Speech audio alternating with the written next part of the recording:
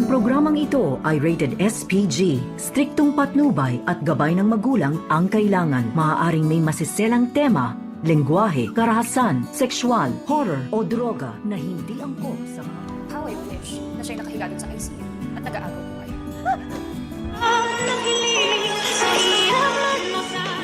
Narito na nga ang ating pagkaabangan ngayong Biyernes sa Abot Kamay na Pangarap.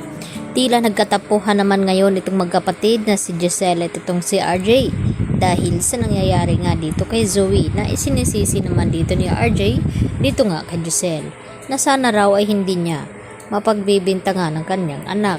Kaya naman ay gusto na nga masawi ngayon ni Zoe at dito naman na sinabi ni RJ kay Giselle paano kapag anak daw niya ang ginaganon na pagbibintangan niya na kung ano-ano magiging masaya ba daw itong si Giselle.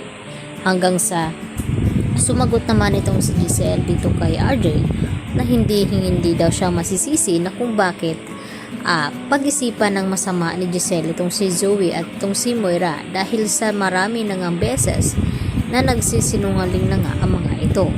Subalit tila nagbulag-bulagan naman ngayon itong si RJ dahil sa kanyang anak dahil hindi pa nga totally nakakabalik ang alaala dito ni RJ. Samantala, tinanong naman dito ni Annalyn itong babae na kanyang nakausap kung bakit marami daw siyang alam tungkol dito kay Annalyn.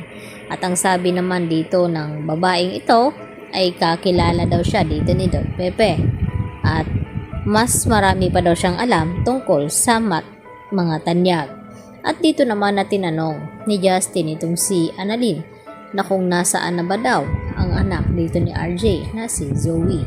At ang sagot naman dito ni Annalyn sa kanya na hindi daw niya alam kung nasaan ito. At maya-maya nga ay bigla namang umalis itong si Justin hanggang sa nag-ikot-ikot ito ng buo dito sa loob ng ospital hanggang sa nakita nga siya dito ni Juan. At dito tinanong na kung ano daw ang kailangan nito. At dito naman na hindi niya sinasagot ang mga tanong dito ni Juan. At ininsulto pa nga niya ito na maliit lang pala itong emergency room kasing liit nga dito ni Juan at hanggang dumating itong si Prado at nagpakilala at hindi naman tinanggap ni Justin itong kamay ni Prado. At nang banggitin nga ni Dr. Prado ang pangalan ni Giselle na babait nga ito ay tila nagbago naman ang ihip ng hangin dito ni Justin.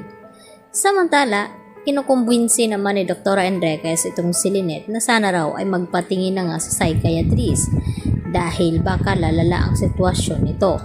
At dito naman na sinabi ni Lynette na kaya daw niya itong kanyang sarili at hindi pa daw siya nababaliw. At dito naman na dumating din itong si Aling Susan at sinamahan nga itong si Lynette.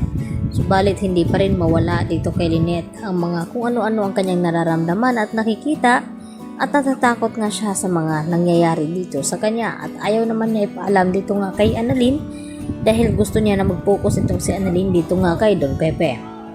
Samantala, habang naglalakad naman itong si Giselle ay dito niya hindi napansin itong Ali na nakabunggo nito hanggang sa natapon nga itong kape. At sakto naman na nakita ito ni Justin at dito naman na sinabi ni Justin na kung mainit daw itong kape ay baka nasa 3rd degree na nga at napaso itong Ali at baka makulong pa itong si Giselle. At hindi naman mawari ni Giselle na kung ano ang sinasabi nga ng babaeng iyon. At dito niya nga tila napaisip.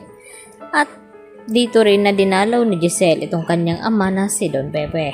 Maya-maya nga ay may tinawagan itong si Justin at ito pala ang kanyang ama na sana daw ay si Giselle na lang ang nakahiga sa ICU at nagagaw buhay. Yan ang ating abangan bukas sa Abot Kamay na Pangarap.